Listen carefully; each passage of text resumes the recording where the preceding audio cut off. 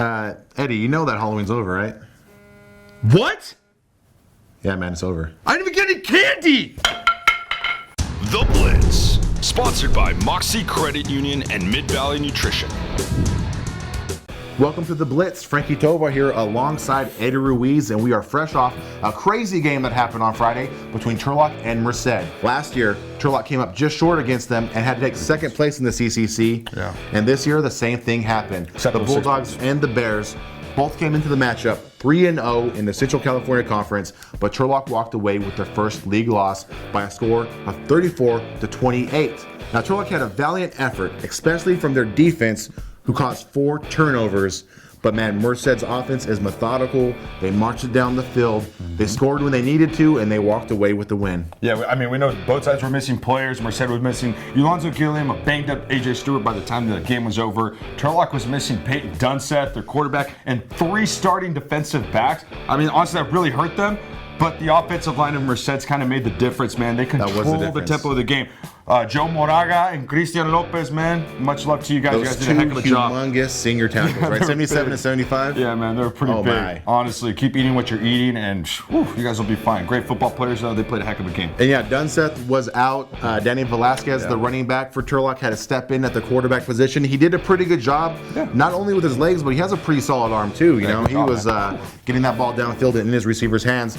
But by the time the game was over, it was very obvious that Turlock missed their quarterback, and Danny Velasquez was probably better suited at the running back position, where he can stretch the field out and make things happen. Without further ado, let's see what happened on Friday when Turlock visited Merced.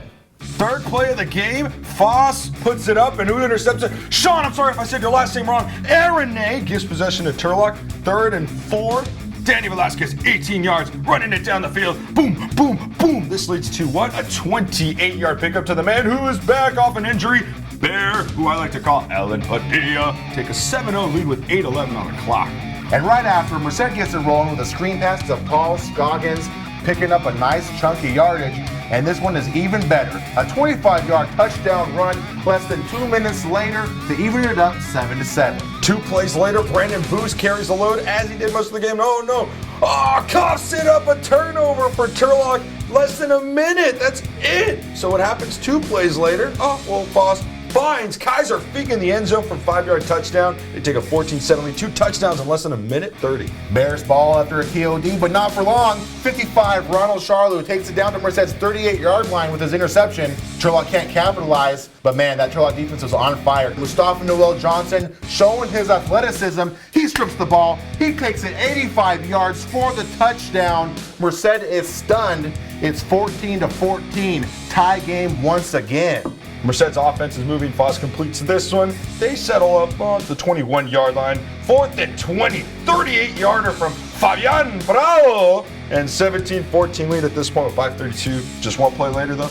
Booze! Moves! It carries it 75 yards. A 21-17 lead here with 5:14 left in the first half. And Turlock with their 3rd interception of the game. Alan Padilla on his return intercepts it. But if you notice, his left hand's injured, so he's carrying it in his right hand, and it leads to a fumble.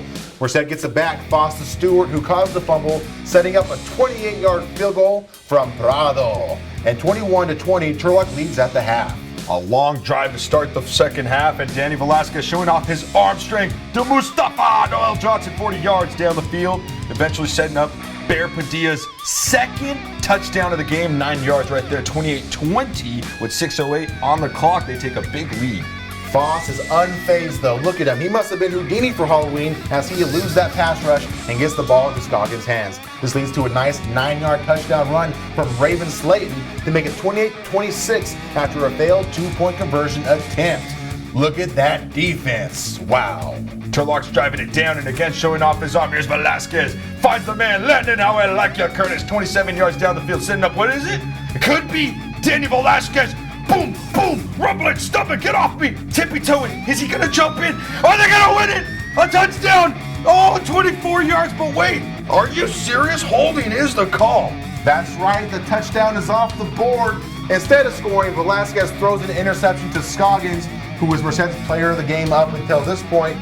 Turlock's fans are saying, why? And they had no answer. Right here, Foss, a nice 13-yard touchdown pass to Timothy Miranda. Instead of leading by 9, they're trailing by 6, 34-28.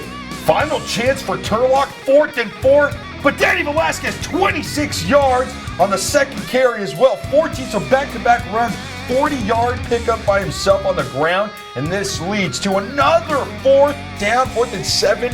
And what is it? A throw down the field. Tip thrown. Oh, that's it. T.O.D. They take a knee, Merced does, and they win this one, 34-28. Before we move forward with the show, let's recognize our sponsors.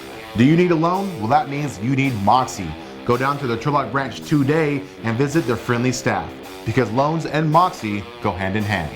Our second sponsor is Mid-Valley Nutrition. They have a new location on Center Street. They want you to come down, check out their new location and their products, and of course, check out their Instagram page as well. I'm gonna go check it out. But hey, don't check it out too soon. Come on back, because they are also sponsoring the player of the game right here. Mustafa Noel Johnson, tearing it up for the Bulldogs. He is the Mid-Valley Nutrition player of the game. Our game plan was to make them throw, because we know they have talented running backs, and that's what they did. They ran on us and they made plays. We knew it was going to be a hard game going back and forth. They made more plays than us, and they got the victory. There's nothing we really can do. We can move on to the next game and keep our heads up and go on. Check it out, bro.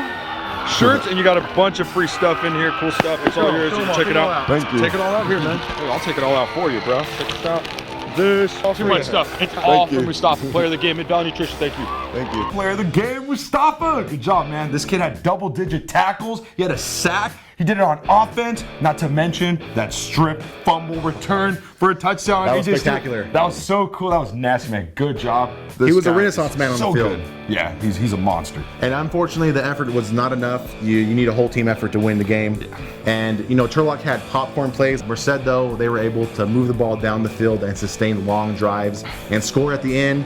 And that was the difference. You know, you see pro and college teams, and that's what they want to do. If you can do that at the high school level, you're almost guaranteed to win. Yeah, no. And now Turlock has to rebound from their first league loss. They're going to enter next week's Harvest Bowl. They're 3-1, also facing a 3-1 Pittman team. This is a battle for second place in the CCC and seeding in playoffs, the ever-important playoff race. Ooh, it's going to be a physical match. I think the lines are going to be huge factors in this game. There's no question about it. They're, for the most part, kind of the strength. I mean, they help out, you know, the running game and whatnot.